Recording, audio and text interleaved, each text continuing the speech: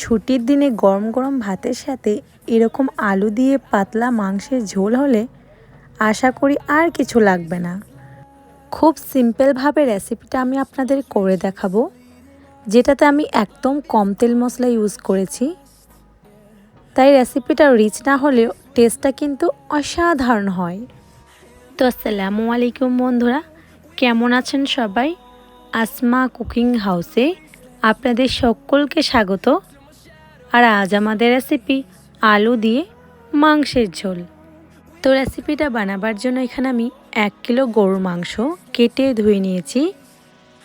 আর এখানে মাংসর পিসগুলো আমি একটু পাতলা পাতলা করে নিয়েছি, আর সাথে অল্প কিছু চর্বিও নিয়ে নিয়েছি।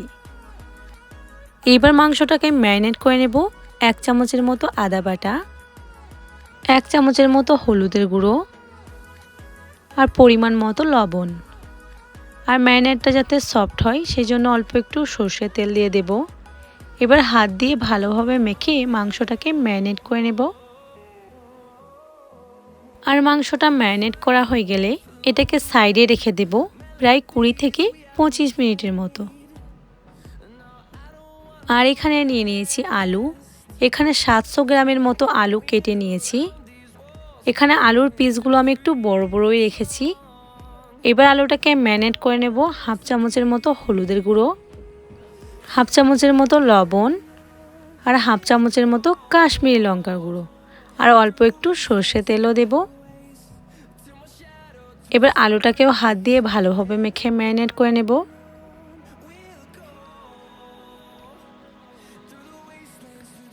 আর আলুটা ম্যারিনেট করা হয়ে গেলে এটাকে তেলে দিয়ে প্রায় 50% মতো ভেজে নেব। সেই জন্য কড়াইয়ের মধ্যে দিয়ে দেব বেশ খানিকটা সর্ষের তেল।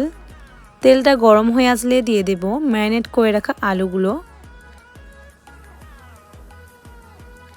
সমস্ত আলুগুলোকে দিয়ে ভালোভাবে নেড়েচেড়ে ভেজে নিতে হবে।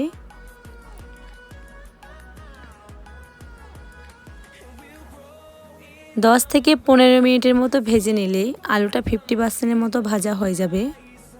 তো ফাইনালি আলুগুলো আমাদের ভাজা হয়ে গেছে। এবার তেলের মধ্যে থেকে উঠিয়ে নেব।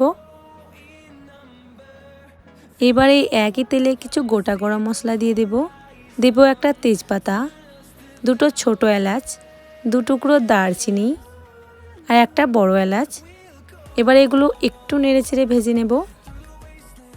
আর ভাজা হয়ে আসলে দিয়ে দেব পাতলা করে কেটে রাখা পেঁয়াজ।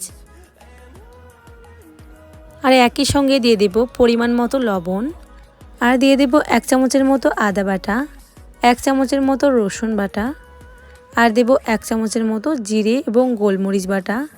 এবার এই মশলাগুলোকে দিয়ে বেশ কিছুক্ষণ ধরে নেড়েচেড়ে পেঁয়াজের সঙ্গে ভেজে নিতে হবে। চুলার আঁচটা মিডিয়াম রেখে 6 থেকে 7 মিনিটের মতো নেড়েচেড়ে নিলেই পেঁয়াজ এবং আদা রসুনের কাঁচা গন্ধটা চলে যাবে। আর কাঁচা গন্ধটা চলে গেলে আরও কিছু মশলা ওর মধ্যে অ্যাড করে দেব 1 চামচের মতো ধনে গুঁড়ো, 1 চামচের মতো জিরে গুঁড়ো, 1/2 চামচের মতো লঙ্কার গুঁড়ো, আর 1/2 চামচের মতো হলুদের গুঁড়ো।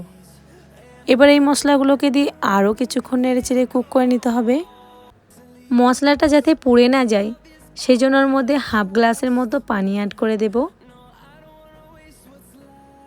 পানিটাকে দিয়ে একবার ভালোভাবে সব কিছু নেড়েচেড়ে মিশিয়ে নেব। পানিটা দিয়ে 2 থেকে 3 মিনিটের মতো নেড়েচেড়ে নিলেই মশলাটা কিন্তু পারফেক্টভাবে কুক হয়ে যাবে। আর মশলা থেকে তেল ছাড়তে শুরু করলে ওর মধ্যে দিয়ে দেব ম্যারিনেট করা মাংসগুলোকে দিয়ে বেশ কিছুক্ষণ ধরে নেড়েচেড়ে মাংসগুলো কষিয়ে নেব। মশলাগুলো মাংসর সঙ্গে ভালোভাবে মিশে গেলে চুলার আঁচটা মিডিয়াম করে মাংসটাকে ঢাকা দিয়ে কষতে দেব প্রায় 10 মিনিটের মতো। 10 মিনিট পর ঢাকাটা খুলে নেব। দেখুন মাংস থেকে কিন্তু পানি ছাড়তে শুরু করেছে। এবার আরও একবার ভালোভাবে নেড়েচেড়ে নিয়ে ওর মধ্যে দিয়ে দেব পাতলা করে কেটে রাখা টমেটো, আর একই সঙ্গে দিয়ে দেব চেরা কাঁচা লঙ্কা। এবার এই দুটোকে দিয়ে আরও একবার ভালোভাবে নেড়েচেড়ে নেব। এবার ওর মধ্যে ভেজে রাখা আলুগুলোকে দিয়ে দেব।